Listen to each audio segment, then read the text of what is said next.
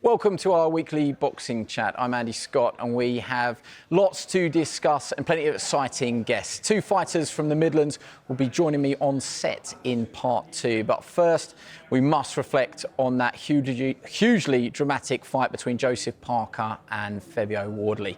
Let's welcome a man who was not centre stage, but he might as well have been at the weekend. It's the body snatcher, Dillian Whyte. Dillian, great to have you. Just what a fight first off at the weekend. I know you were front row and you had a real investment there because Fabio Wardley's been with you since the start. Just talk us through your perspective of the fight, the performance and the finish as well. I think Fabio did an amazing job. I think he boxed well in stages. He fought. He shows that he's always at battle, and he shows that he can pull it out when he need to. Obviously he was hurt a couple of times. I think it was an amazing fight. They kept on hurting each other, but when it mattered, Fabio knuckled down and got the stoppage. And people say, "Oh, it might be soft stoppage, this and the other." But listen, Joseph Parker is always complaining, all the time complaining. But what people have to realize is heavyweight boxing. The referee's in there. The referee has to make the decision. One punch, too many punches can cause the difference in someone losing their life or being alive or going home to their kids and not going home to their kids. And the referee, he's got the bird's eye view, basically. He can see exactly what's happening, how the fighter's responding. And, watching that for the fighters respond, I was sitting there thinking to myself, oh my days, like, I can't believe that and throw these kind of punches and receive these kind of punches. It's interesting. So Howard Foster is the man you're talking about, the referee. I was going to come to that later, but let's go there straight away. You're sitting ringside. In your immediate reaction, are you thinking that's the perfect stoppage? It's the right time? I think it was a good stoppage because I think if he first fought to run, we went to round two. Fabio, Parker spat his gumshoe out because he was hurt badly. Spat his gumshoe out. It was one punch away from getting a devastating knockout, which probably would have been very bad.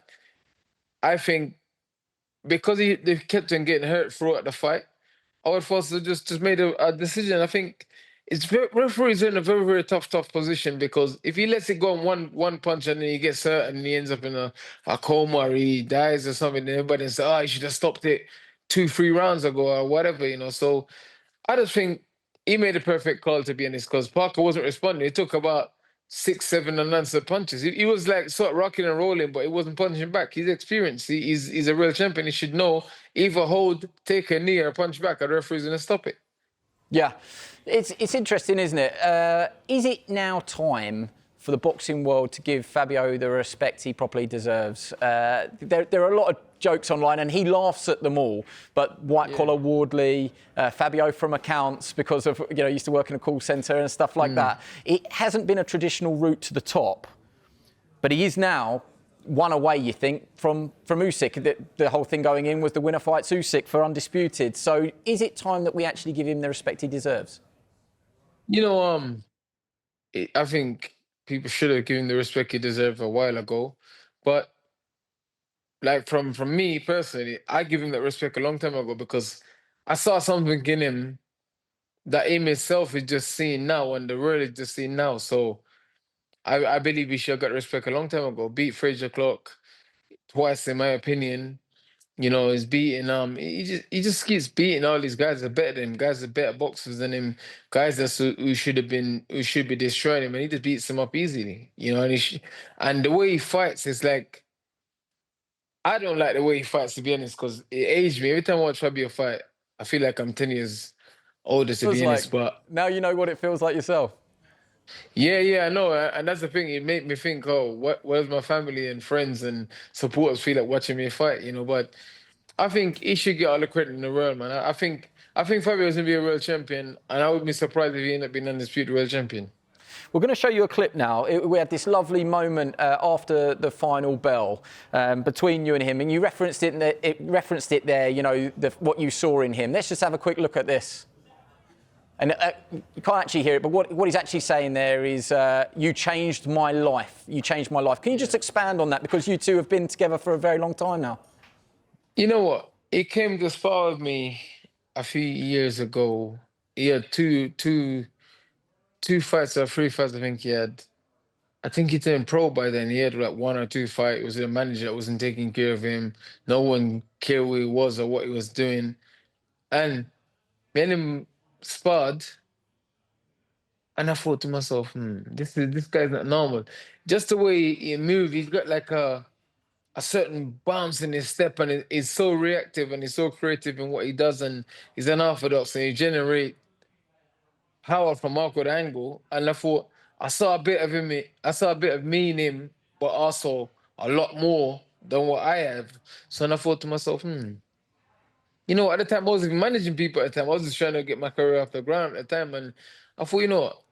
Let me give this guy a chance and try and help him achieve his dream, because he showed a lot of desire and he showed he was hungry, but no one didn't care, you know what I mean? And I'm just glad that what I thought I see in him is actually, you know, is true, you know? Yeah, it's come to fruition now. Do you think that he will get the Usyk fight next? That was the big build-up, wasn't it? I've already mentioned it. Joseph Parker started as favourite, I think, with the bookmakers, and they were saying, you know, are we going to see Usyk Parker? Fabio's absolutely ripped that up. Do you think that Usyk will now honour that, keep hold of the WBO as well, and we will see Fabio in there for undisputed? Well, Usyk doesn't seem to run away from any challenge. He's faced all the best fighters, fight and fight. If you look at the last 10 fights that Alexander Usyk's had, it's the best fighters at cruiserweight, the best in the world, the best at heavyweight, the best in the world. So there's no reason why, and he seems to get up for big fights and hard fights. So there's no reason why he shouldn't fight Fabio. You know, obviously the dynamics of boxing has changed a little bit. You know, it's people, you know, obviously the fights that people want to see and stuff like that, and obviously who Turkey wants who to fight and these promoters. So you never know. Maybe a big fight might come out of the left field for Usyk, and they think, you know, I will just vacate the belt and fight someone else because it makes more sense. But as a fan and as the kind of person I think he is, I don't think he'll vacate. I think he'll fight Fabio Wardley, because I think if he beats Fabio Wardley on top of all the list of people he's already beaten, then that puts him as definitely the greatest fighter the last 20 years, to be honest. You know, because he's fought champions, contenders, top contenders, and he's fighting different fighters across different generation as well. And beating him. He's beating all the guys of his generation, the guys before him, and the guys that's coming after him. So yeah. Let's talk about you now. You were there on stage with your old foe, Derek Chisora, and at the weekend it wasn't agreed, but I've seen some stuff online over the last day or so. Are you now signed to fight Derek Chisora in December?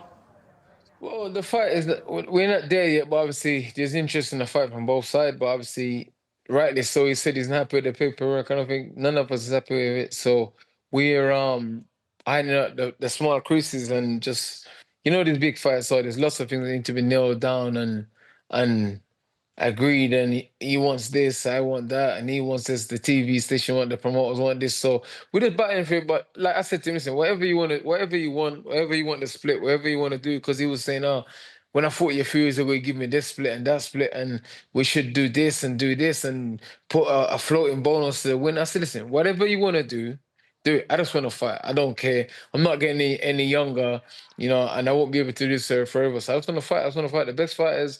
And this is definitely the best fight for me at the moment, because I can go and fight one of these other guys that no one cares about and say, oh, I'm just coming off a loss. I want to stay busy, keep busy, and do all that stuff and come back. No, going against Derek's #1 contender in two of the governing bodies, I think. So, you know, I've always taken hard fights. I've always wanted hard fights. So, and Derek Chisora is no chump. It doesn't matter. Even if he's 1,000 years old, he's still going to be a warrior. You stand in front of him, he's going to slug and keep slugging until one of us go down. So I think it's a great fight, and it's a good fight to get me right back where I'm trying to get to. So yeah, perfect fight.